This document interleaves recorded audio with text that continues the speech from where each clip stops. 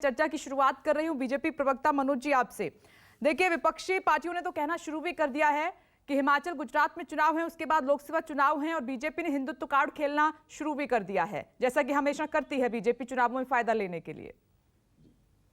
देखिए विपनेश जी, विपक्षी तो लगातार हमारे ऊपर आरोप लगाते रहे। जब हम लोग विपक्ष में थे तो भी बोलते थे कि हिंदुत्व का कार्ड खेलते हैं, लेकिन हमारा आस्था का विषय है। और जिस तरह से माननीय नरेंद्र मोदी जी के रोम रोम में बाबा भोलेनाथ बसते हैं, माँ भगवती बसती है, और वो लगातार देखते हैं किस तरह से भक्ति भाव से सराबोर होकर के, चाहे बाबा केदारनाथ हो, चाहे अयोध्या के में श्री राम मंदिर हो, चाहे महाकाल लोक हो, चाहे विंध्याचल कॉरिडोर हो, ये अंबाजी का मंदिर हो, और अब से नहीं कर रहे हैं। वो प्रधानमंत्री से पहले से, जो मुख्यमंत्री थे उससे पहले भी जब संगठन के कार्यकर्ता थे तब भी वो उनकी आस्था हमेशा से अडिग रही है। और उसी का प्रतिफल है कि लगातार उनको देश और समाज के कल्याण के लिए, उनके हितों के लिए काम करने के लिए लगातार उनको ऊर्जा मिलती रही है। और ये हमारे लिए सौभाग्य की बात है। हम लोग गर्व करते हैं कि हमारे प्रधानमंत्री जी जिस तरह से आस्थावान है, हमें गर्व होता है। लेकिन विपनेश जी, जो विपक्षी जो सवाल उठा रहे हैं, मेरा उनसे सवाल, ये भारतीय जनता पार्टी और माननीय नरेंद्र मोदी जी इच्छाधारी हिंदू नहीं है,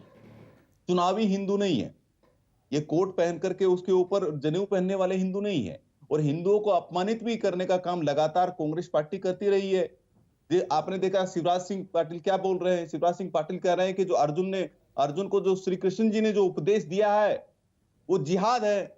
अब बताइए, हिंदुओं का अपमान नहीं है तो क्या है। पी चिदम्बरम जी क्या बोलते हैं, दिग्विजय जी क्या बोलते हैं, हिंदू सेफन की बात करते हैं, हिंदू आतंकवाद की इन्होंने एक थ्योरी गढ़ी थी। लगातार हिंदुत्व की तुलना शशि थरूर जी आईएसआई से करते हैं। तो ये क्या है, हिंदुओं का अपमान करना, हिंदुओं को अपमानित करना। लेकिन चुनाव जब आएंगे तो ये जनेऊ पहन लेंगे, ये मंदिर मंदिर जाएंगे। ये हमारी परंपरा नहीं है, ना ही हम इस परंपरा में विश्वास रखते हैं। हम चुनाव आए, चुनाव से पूर्व, चुनाव के बाद लगातार हम आस्था के जो प्रतीक है, हमारे जो तीर्थ स्थल है, वहां पर जाके मत्था टेकते हैं।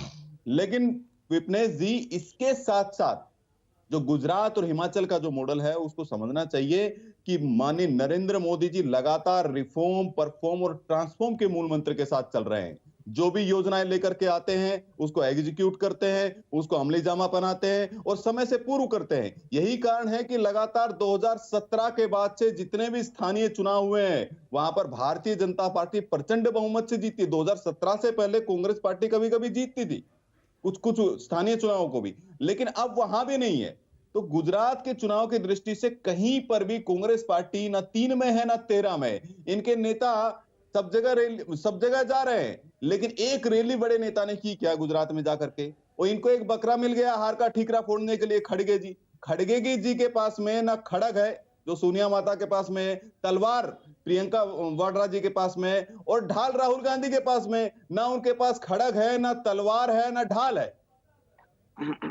खड़गे जी को बलि का बकरा बनाने के लिए छोड़ दिया है। वहीं केजरीवाल जी का देखिए, आम आदमी पार्टी का जो ढोंगी मॉडल है, झूठा मॉडल है, भ्रष्टाचारी मॉडल है। मुद्दे से हट रहे हैं यहाँ पर मनोज जी। मैं जरा दोबारा मुद्दे पर, क्या बीजेपी मान रही है कि इस बार भी जो पीएम मोदी का बद्रीनाथ केदारनाथ का दौरा है उससे हिमाचल गुजरात में बीजेपी को फायदा होगा?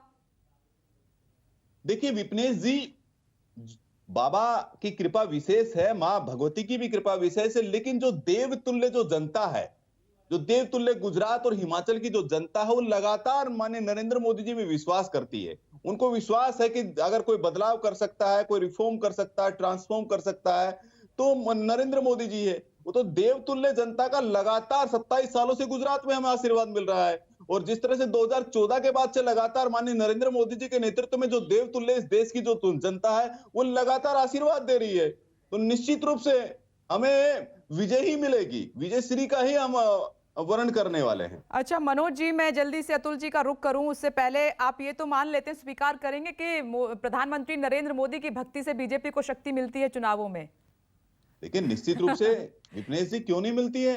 बाबा उनको शक्ति मिलती है, उस शक्ति के कारण जो उनको ऊर्जा मिलती है बाबा की वजह से, माँ की वजह से, तो भगवती की वजह से और बाबा भोलेनाथ की वजह से, उस ऊर्जा का ही परिणाम है कि लगातार वो अनवरत परिश्रम की पराकाष्ठा करते हैं और 18 काम करते हैं कि जनता के लिए, देश को सर्वोच्च शिखर पर ले जाने के लिए, अंत्योदय के दर्शन पर काम करते हैं। चलिए ठीक है, आप कह रहे हैं कि शक्ति मिलती है बीजेपी को भक्ति से।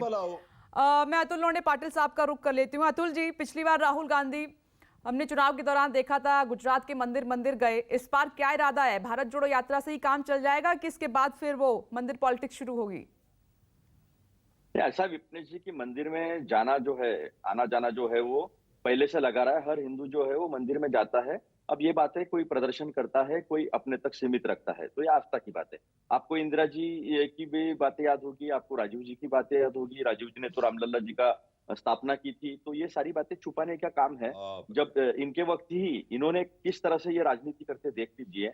जो कश्मीरी पंडित है, इन्हीं की सत्ता थी 1990 में, तब भी उनका विस्थापन हुआ था। और आज इनकी सर्वशक्तिमान सत्ता है, जम्मू कश्मीर में भी है और केंद्र में भी है। और आज जो उनका विस्थापन और आज भी उनके खून जो है वो बह रहे हैं और ये कुछ नहीं कर पा रहे हैं। अभी बात ऐसी है कि विवेकानंद जी ने दरिद्र नारायण की बात कही थी और पंडित जवाहरलाल नेहरू ने जब पहली बार जब डैम बनाए थे सतलज पे, तो उसको कहा था कि ये मॉडर्न टेम्पल्स है इस देश के। मॉडर्न टेम्पल्स क्यों है?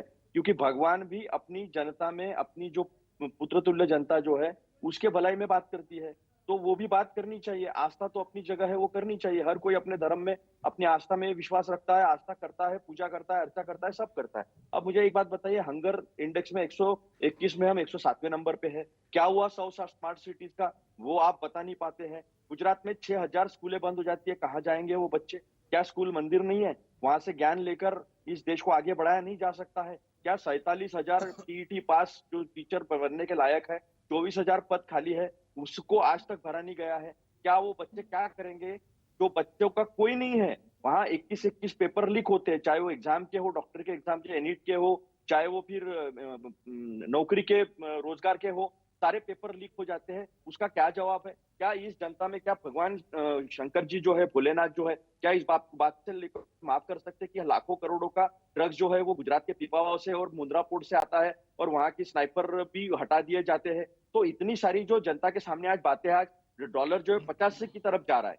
सारे तज्ञों का कहना है 83 रुपया 6 पैसा तो हो ही गया है, वो ऊपर जा रहा है। महंगाई बेताशा बढ़ रही है। तो क्या जो दूध हम भोलेनाथ पे बहाते हैं उस पे टैक्स लगा देते हो 5%? जो पेट में निवाला जाता है पराठा, उस पे 18% टैक्स लगा जाते हो।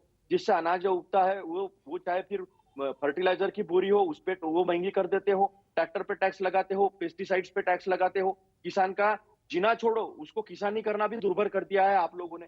तो ये सारी जो बातें हैं, क्या ये हम जो भारत माता कहते हैं, इस देश की सारी जनता के साथ ही तो भारत माता का प्रारूप जो है उसको देखते हैं।